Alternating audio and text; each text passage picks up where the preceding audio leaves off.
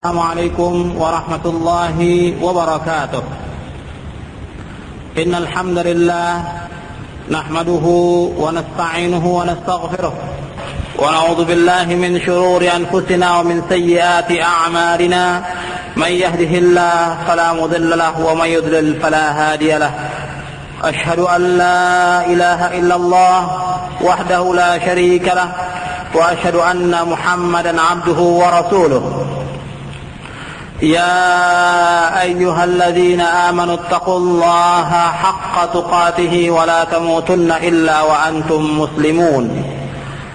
يا أيها الناس اتقوا ربكم الذي خلقكم من نفس واحدة وخلق منها زوجها وبث منهما رجالا كثيرا ونساء واتقوا الله الذي تساءلون به والأرحام إن الله كان عليكم رقيبا.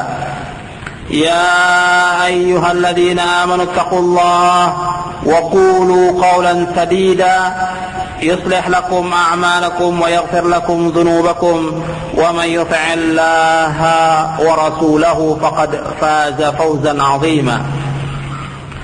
أما بعد فإن أصدق الحديث كتاب الله وخير الهدي هدي محمد صلى الله عليه وسلم وشر الأمور محدثاتها وكل محدثة بدعة وكل بدعة ضلالة وكل ضلالة في النار. Ikhwani fid din, azzakumullah. Saudara-saudara kaum muslimin yang dimuliakan oleh Allah, kita sebagai seorang muslim, kita sudah lama memeluk agama Islam. Di antara kita sudah sejak lahir kita mengakui sebagai seorang muslim. Kemudian di antara kita juga ada yang di pertengahan hidupnya, di perjalanan hidupnya, yang tadinya dia kafir kemudian dia masuk Islam. Dan alhamdulillah sampai sekarang berkumpul bersama kita. Kita harus mengetahui, karena kita sebagai seorang muslim, kita harus mengetahui bahwa agama Islam yang dibawa oleh Nabi kita Muhammad sallallahu alaihi wasallam merupakan agama yang sempurna. Agama Islam, agama satu-satunya yang benar, dan Allah menyempurnakan kenikmatan dengan meradai agama Islam. Oleh karena itu tidak ada agama yang bisa diterima di sisi Allah melainkan agama Islam. Allah berfirman di dalam Al-Quran, Al-yawma akmaltu lakum dinakum wa atmamtu alaikum ni'mati wa raditu lakumul Islam dina. Pada hari ini telah kusempurnakan untuk kamu agamamu dan telah kucukupkan kepadamu nikmatku dan telah kuridai Islam itu jadi agama bagimu. Dalam surah Al-Maidah ayat 3. Kemudian dalam ayat yang lain dalam surah Al-Imran ayat 19 Allah berfirman, Inna ad-dina 'indallahi al-Islam. Sesungguhnya agama yang diridai di sisi Allah adalah agama Islam. Kemudian dalam ayat yang lain Allah berfirman, "Wa may yabtaghi ghairal islami dinan fala yuqbala minhu wa huwa fil akhirati minal khasirin." Dalam surah Al-Imran ayat 85 Allah berfirman, barang siapa mencari agama selain agama Islam, maka sekali-kali tidak akan diterima agama itu daripadanya, dan dia di akhirat termasuk orang-orang yang rugi. Agama Islam merupakan agama yang terakhir, dan Allah telah mewajibkan kepada seluruh umat manusia agar memeluk agama Islam. Seluruh umat yang ada di muka bumi ini diwajibkan memeluk agama Islam. Kalau seandainya mereka tidak memeluk agama Islam, mereka akan masuk ke dalam neraka. Jadi kita sebagai muslim harus meyakini bahwa Islam merupakan satu-satunya agama yang benar. Selain Islam adalah batil. Ini pernyataan Allah sendiri dalam Al-Quran menyatakan demikian. Orang yang mencari agama selain Islam, maka tidak akan diterima agama itu, dan orang itu menjadi orang-orang yang merugi. Kemudian dalam hadis yang lain Rasulullah bersabda, an Abi Hurairah qala Rasulullah sallallahu alaihi wasallam, walladhi nafsu Muhammadin biyadihi la yasma'u bi ahadun min hadhihi al-ummah yahudiyyun aw nasraniyyun thumma yamutu wa lam yu'min billadhi ursiltu bihi illa kana min ashabin nar. Rawahu Muslim. Dari Abi Hurairah telah bersabda Rasulullah sallallahu alaihi wasallam, demi Allah yang jiwa Muhammad berada di tangannya, di tangan Allah. Tidak seorang pun dari umat ini, baik Yahudi maupun Nasrani, yang mendengar aku diutus, kemudian dia mati dalam keadaan tidak beriman kepada sesuatu yang aku bawa, melainkan dia akan masuk ke dalam neraka. Dia termasuk menjadi penghuni neraka. Hadis ini sahih, diriwayatkan oleh Imam Muslim. Jadi orang Yahudi maupun Nasrani yang sudah mendengar Rasulullah diutus, kemudian dia tidak beriman kepada Rasulullah, tidak masuk ke dalam agama Islam, maka dia menjadi orang yang merugi. Dia termasuk ahlun nar. Jadi setiap muslim harus meyakini ini. Dan kita ingat, kalau kita sudah masuk dalam agama Islam, Islam mempunyai rukun yang kita sudah kenal, arkanul Islam. Rukun Islam. Rukun Islam itu ada 5. Sebagaimana diriwayatkan dari sahabat Ibnu Umar, an Abi Abdurrahman radhiyallahu anhuma, an Abi Abdurrahman Abdullah bin Umar bin Khattab radhiyallahu anhuma qala, sami'tu Rasulullah sallallahu alaihi wasallam yaqul, bunya al-Islam ala 5, syahadati an la ilaha illallah wa anna Muhammadar Rasulullah wa iqamis salah wa ita'iz zakah wa hajjil bait wa shaum Ramadan. Rawahu al-Bukhari wa Muslim wa ghairuhuma. Dari Abi Abdurrahman Abdullah bin Umar bin Khattab, mudah-mudahan Allah meridai keduanya, ia berkata, aku mendengar Rasulullah sallallahu alaihi wasallam bersabda, dibangun Islam ini atas 5 perkara. Yang pertama, mengucapkan kalimat syahadat, asyhadu an la ilaha illallah wa asyhadu anna Muhammadar Rasulullah, bersaksi bahwa tidak Tuhan yang berhak untuk disembah kecuali Allah saja, dan bahwasanya Muhammad adalah utusan Allah. Mendirikan salat, mengeluarkan zakat, haji ke Baitullah, dan berpuasa di bulan Ramadan. Hadis ini diriwayatkan oleh Imam Bukhari, Muslim dan lainnya. Kalau disebutkan dalam hadis ini puasa Ramadan dahulu kemudian baru haji, tapi dalam hadis yang lain disebutkan bahwa setelah mengucapkan syahadat, mendirikan salat, mengeluarkan zakat, berpuasa di bulan Ramadan, kemudian baru haji ke Baitullah. Ya, seorang muslim, saudara-saudara yang mengaku dirinya sebagai muslim, yang sudah mengucapkan kalimat syahadat, asyhadu an la ilaha illallah wa asyhadu anna Muhammadar Rasulullah, maka ada kewajiban yang harus dilaksanakan. Karena Islam terdiri dari 5 rukun. Rukun yang pertama, mengucapkan kalimat syahadat. Yang kedua, salat. Yang ketiga, zakat. Yang keempat, puasa di bulan Ramadan. Dan yang kelima, haji ke Baitullah bagi orang yang mampu. Yang kita akan bahas dalam kesempatan ini, yaitu tentang masalah salat. Tentang pentingnya masalah salat. Karena banyak kita lihat dari kaum muslimin, banyak sekali di antara mereka yang melalaikan salat. Ada yang melalaikan tentang salat itu sendiri, dia tidak perhatikan. Kadang-kadang dia mengerjakan, kadang-kadang tidak. Ada yang tidak memperhatikan tentang masalah kaifiyat salatnya, bagaimana salat itu. Ada yang tidak memperhatikan tentang masalah tumakninahnya. Ada yang tidak memperhatikan tentang cara wudunya. Ada yang tidak memperhatikan tentang berjamaahnya. Ada yang tidak memperhatikan dengan segala macam yang diatur dalam salat-salat berjamaah dan lainnya. Jadi ini banyak kita lihat di kalangan kaum muslimin. Tentang masalah salat ini merupakan masalah yang penting. Rasulullah sallallahu alaihi wasallam menerima perintah salat ini, yaitu dengan dimi'rajkan ke langit. Rasulullah sallallahu alaihi wasallam ketika menerima perintah salat ini, beliau dibawa oleh malaikat Jibril, didampingi oleh malaikat Jibril dari Mekkah ke Baitul Maqdis, kemudian dari Baitul Maqdis kemudian diangkat ke langit, diantar ke langit, dari mulai langit pertama, kedua, ketiga, keempat, sampai yang ketujuh, kemudian sampai di Sidratul Muntaha. Kemudian Allah berbicara langsung dengan Nabi Muhammad sallallahu alaihi wasallam. Rasulullah tidak melihat Allah, karena manusia tidak ada yang bisa melihat Allah di dunia. Yang bisa melihat Allah nanti pada hari kiamat. Kalau manusia sudah masuk ke surga, mereka akan melihat Allah. Di dunia tidak ada yang bisa melihat Allah. Hatta Nabi Musa ketika akan melihat Allah, dia jatuh. Baru melihat cahayanya saja, sudah jatuh pingsan, tidak dapat melihat Allah. Nabi Muhammad SAW diajak bicara langsung oleh Allah. Kemudian diberikan penjelasan tentang masalah salat, diberikan beban, diberikan taklif tentang salat ini, yang dari 50 kemudian menjadi 5 salat. Yang kemudian setelah Rasulullah turun ke dunia, jadi waktu Rasulullah ke Mi'raj ke langit, di samping menerima perintah salat, Rasulullah juga diperlihatkan oleh Allah tentang al-jannah wan nar, tentang surga dan neraka, diperlihatkan oleh Allah SWT. Kemudian setelah sampai di muka bumi ini, Rasulullah memerintahkan kepada para sahabatnya untuk melaksanakan salat. Tentang kaifiat pada waktu itu belum dijelaskan. Diperintahkan untuk melaksanakan salat.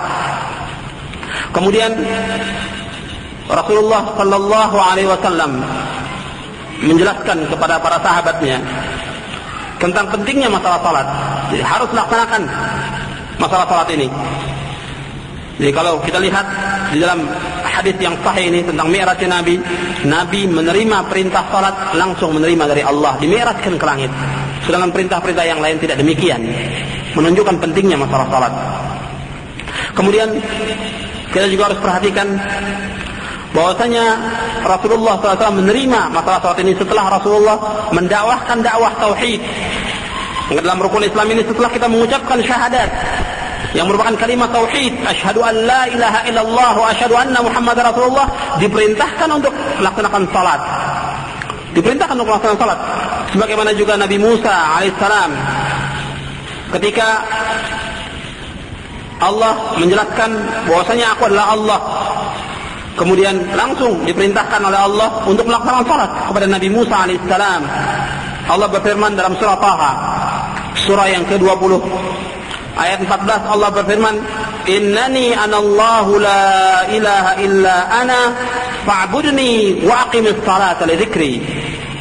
Allah berfirman, sesungguhnya aku ini adalah Allah, tidak Tuhan yang hak selain aku, maka sembahlah aku dan dirikanlah salat untuk mengingat aku. Nabi Musa alaihissalam diperintahkan oleh Allah, dikatakan oleh Allah bahwa aku adalah Allah, tiada Tuhan melainkan aku, kata Allah, beribadahlah kepada aku, kemudian dirikanlah salat untuk mengingat aku. Diperintahkan oleh Allah kepada Nabi Musa agar melaksanakan salat. Setelah masalah tauhid, masalah salat. Jadi orang yang mengaku dirinya sebagai muslim, yang sudah mengakui bahwasanya dia bertauhid, maka dia harus memahami bahwa tauhid yang dijelaskan oleh para ulama adalah 3. Tauhid rububiyah, tauhid uluhiyah, kemudian tauhid asma wa sifat. Jadi orang yang mengaku dirinya sebagai muslim, dia harus mengakui Allah sebagai khalik, yang menciptakan, Allah yang memberikan rezeki, Allah yang memiliki langit dan bumi, Allah yang mengatur alam semesta ini. Kemudian kalau sudah kita akui itu semuanya, harus beribadah kepada Allah, mentauhidkan Allah, menyembah Allah saja, tidak menyembah yang lainnya. Dan dalam masalah ibadah, yang pokok adalah masalah salat. Berdoa kita harus kepada Allah, tidak kepada yang lainnya. Salat yang terbesar masalah salat, kepada Allah, tidak kepada yang lainnya. Disuruh mendirikan salat. Jadi kalau kita i'tiraf, kita mengakui bahwa Allah itu yang maha besar, Allah yang maha segalanya, kita harus tunduk, menunjukkan bahwa kita ini hina. Tunduk kepada Allah, laksanakan salat. Kemudian kita juga mengakui bahwa semua yang ada di muka bumi lah milik Allah, yang ada di langit, yang ada di antara keduanya, semua milik Allah. Semua nikmat yang diberikan kepada kita lah nikmat dari Allah. Dan nikmat Allah yang diberikan oleh Allah kepada kita banyak sekali. Allah mengatakan, wa in ta'uddu ni'matallahi la tuhsuha. Seandainya engkau menghitung nikmat Allah, engkau tidak akan dapat menghitung. Dalam ayat yang lain Allah berfirman dalam surah Ibrahim, wa ataakum min kulli ma sa'altumuh wa in ta'uddu ni'matallahi la tuhsuha. Innal insan la zalumun kafar. Aku telah berikan kepadamu apa saja yang kamu minta, kata Allah. Seandainya kamu hitung nikmat Allah, kamu tidak akan dapat menghitung. Tapi manusia ini zalum, sangat zalim manusia ini, kafar, sangat kufur kepada Allah SWT. Kalau kita mengakui bahwa Allah telah memberikan kesehatan kepada kita, memberikan kehidupan yang layak, memberikan pekerjaan kepada kita, memberikan nikmat, kita bisa minum, kita bisa makan, kita bisa berjalan, kita bisa melihat, bisa mendengar, bisa melakukan apa saja. Ini semua nikmat dari Allah SWT. Kita syukuri. Bagaimana cara mensyukuri nikmat Allah ini? Yaitu asyukru ta'atul mun'im. Yang dikatakan syukur itu mentaati. Mentaati orang yang memberikan nikmat. Mentaati zat yang memberikan nikmat, yaitu Allah SWT. Jadi yang memberikan nikmat kepada kita Allah. Kalau seandainya ada orang memberikan segala sesuatu kepada kita, pada hakikatnya orang itu sebagai penyalur saja, bukan pemilik, sebagai penyalur manusia ini. Allah yang memberikan. Maka pantasnya manusia bersyukur kepada Allah. Dengan bersyukur kepada Allah, melaksanakan perintah-perintah Allah. Di antara perintah yang terbesar yang harus manusia laksanakan setelah dia bertauhid kepada Allah, laksanakan salat. Mengakui nikmat Allah, kebaikan Allah kepada kita, laksanakan salat. Karena dalam salat itu ada ruku, ada sujud, ketundukan, hati pun ikut tunduk dalam salat itu. Dan kita ingat bahwasanya dengan kita melaksanakan salat, ini sudah kita bersyukur kepada Allah SWT. Dengan kita melaksanakan salat, bahwa kita merasa diri kita selalu diawasi oleh Allah, diawasi oleh Allah SWT. Jadi kalau seandainya kita tidak melaksanakan salat, berarti kita tidak syukur, kufur nikmat. Atau melalaikan salat itu berarti kufur nikmat. Bahkan di antara ulama menyebutkan bukan saja kufur nikmat, kufur bisa keluar dari Islam. Karena salat ini merupakan tiang. Kalau seandainya tidak dilaksanakan akan roboh. Dan salat ini merupakan yang pertama dihisab pada hari kiamat. Salat merupakan yang pertama dihisab pada hari kiamat. Rasulullah sallallahu alaihi wasallam bersabda dalam hadis yang sahih. Rasulullah bersabda, "Awwalu ma yuhasabu bihi al-'abdu yawm al-qiyamati as-salah." Rasulullah bersabda, "Awwalu ma yuhasabu bihi al-'abdu yawm al-qiyamati as-salah, fa in salahat salaha lahu sa'iru 'amalihi, wa in fasadat fasada sa'iru 'amalihi." Rawahu At-Tabrani fil Mu'jam al-Awsat wa Dhiya an Anas. Dari Anas, dia berkata telah bersabda Rasulullah sallallahu alaihi wasallam, yang pertama dihisab pada hari kiamat, yang pertama dihisab seorang hamba pada hari kiamat adalah masalah salat. Apabila salatnya baik, seluruh amalnya baik. Apabila salatnya buruk, seluruh amalnya buruk. Hadis ini diriwayatkan oleh Tabrani dalam Mu'jam Awsat dan oleh Abi Al-Maqdisi dari sahabat Anas bin Malik, dan hadis ini disahihkan oleh Albani dalam kitabnya Sahih Jami' As-Shaghir. Dalam hadis yang lain juga disebutkan, An Abi Hurairah qala Rasulullah sallallahu alaihi wasallam, "Inna awwala ma yuhasabu bihi al-'abdu yawm al-qiyamati min 'amalihi as-salah, fa in salahat faqad aflaha wa anjah, wa in fasadat faqad khaba wa khasira, wa in intaqasa min fariidatin qala rabb unzur hal li 'abdi min tatawwu' fayukammalu biha man taqasa min al-fariidah thumma yakunu sa'iru 'amalihi 'ala dhalik." Rawahu At-Tirmidzi wan Nasa'i wal Baihaqi biisnad sahih. Dari Abi Hurairah, ia berkata telah bersabda Rasulullah sallallahu alaihi wasallam, sesungguhnya yang pertama dihisab seorang hamba ini pada hari kiamat dari amalnya adalah salat. Apabila salatnya baik, maka dia telah berbahagia dan telah sukses, telah berhasil. Tapi apabila salatnya rusak, maka dia telah celaka dan rugi. Dan apabila dia kurang dalam melaksanakan salat-salat yang wajib, maka Allah akan berkata, lihatlah, apakah hamba-hambaku itu melaksanakan salat-salat yang sunnah, amal-amal yang sunnah, lantas disempurnakan. Yang kurang dari yang wajib itu disempurnakan dengan mengerjakan yang sunnah-sunnah. Kemudian seluruh amalnya demikian. Hadis ini diriwayatkan oleh Tirmidzi, Nasa'i dan Baihaqi, dan hadis ini disahihkan oleh Syekh Albani dalam kitabnya Sahih Jami' As-Shaghir, Sahih Abi Daud, dan Sahih At-Targhib wa Tarhib. Dan beberapa hadis lagi yang dijelaskan oleh Rasulullah sallallahu alaihi wasallam bahwa yang pertama dihisab adalah masalah salat. Ini menunjukkan tentang pentingnya masalah salat. Jadi salat yang pertama dihisab pada hari kiamat. Kalau seandainya seseorang meninggalkan salat, maka dia akan rugi. Dia akan celaka. Di dunia dia akan rugi, di akhirat pun dia akan rugi. Dalam hadis yang lain, Rasulullah sallallahu alaihi wasallam bersabda tentang masalah salat ini. An Jabir bin Abdullah radhiyallahu anhuma qala Rasulullah sallallahu alaihi wasallam, baina ar-rajuli wa baina al-kufri wa tarku as-salat.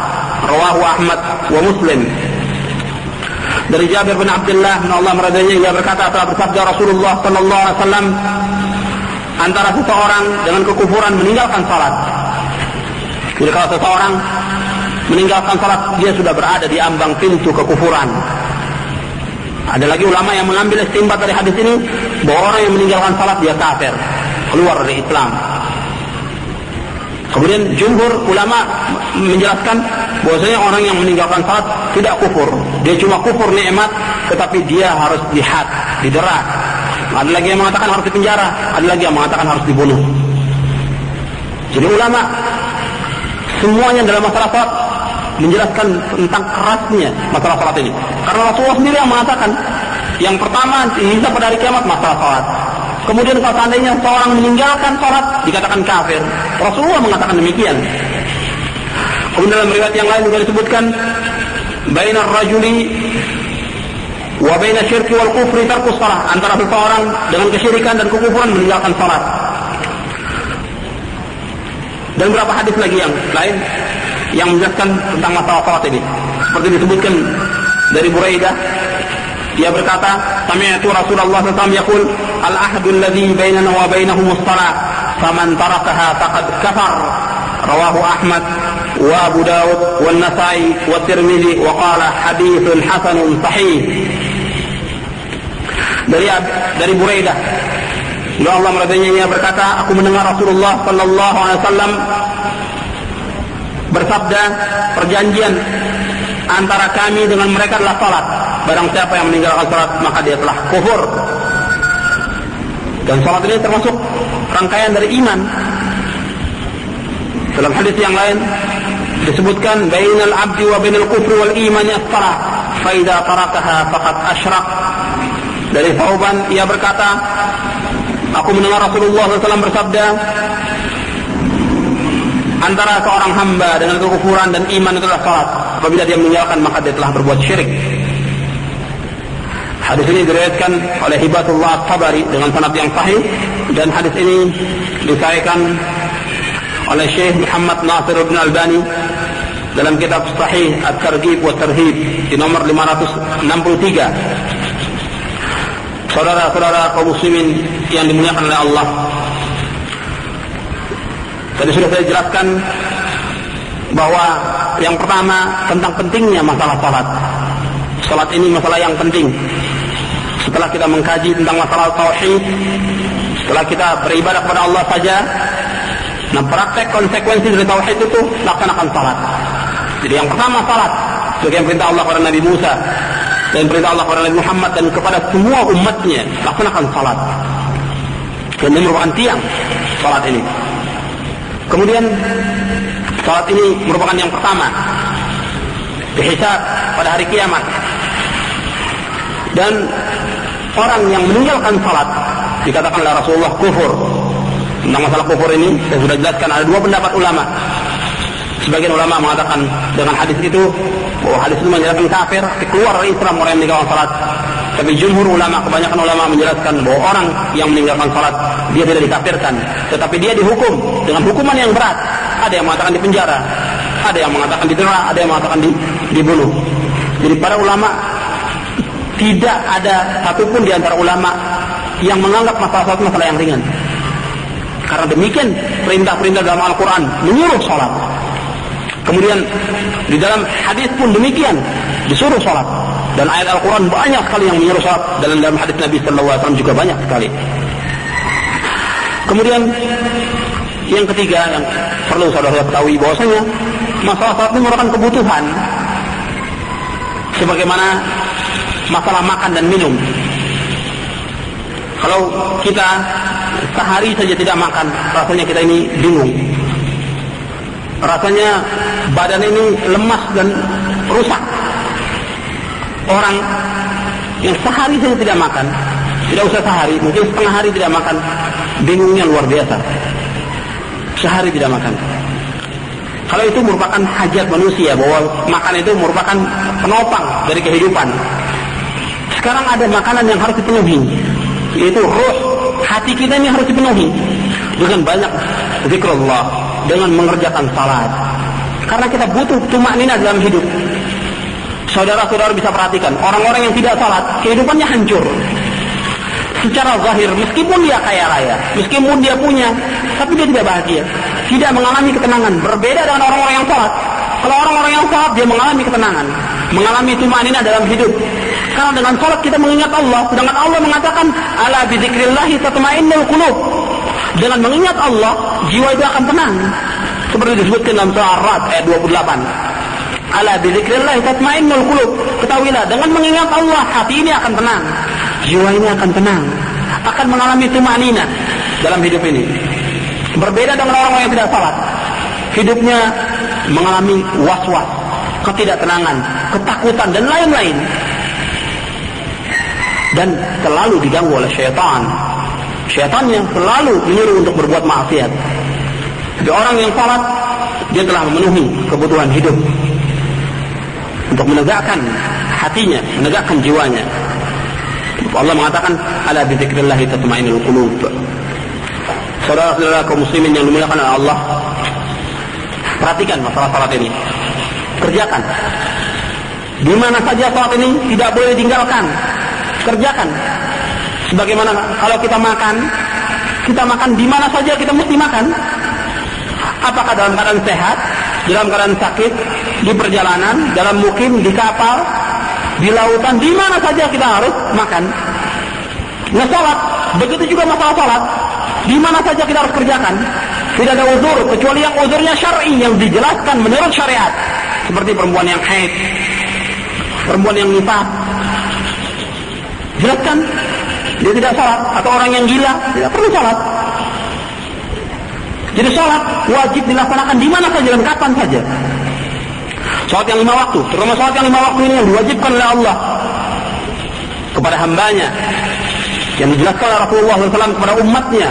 5 salat yang wajib: salat subuh, zuhur, asar, maghrib, isya, wajib dikerjakan oleh setiap muslim dan muslimah. Apakah itu di rumah, di dalam perjalanan, apakah dalam safar, apakah di daratan, di lautan, di pesawat, di kapal laut, di mana saja. Hatta dalam keadaan sakit kita wajib mengerjakan salat itu.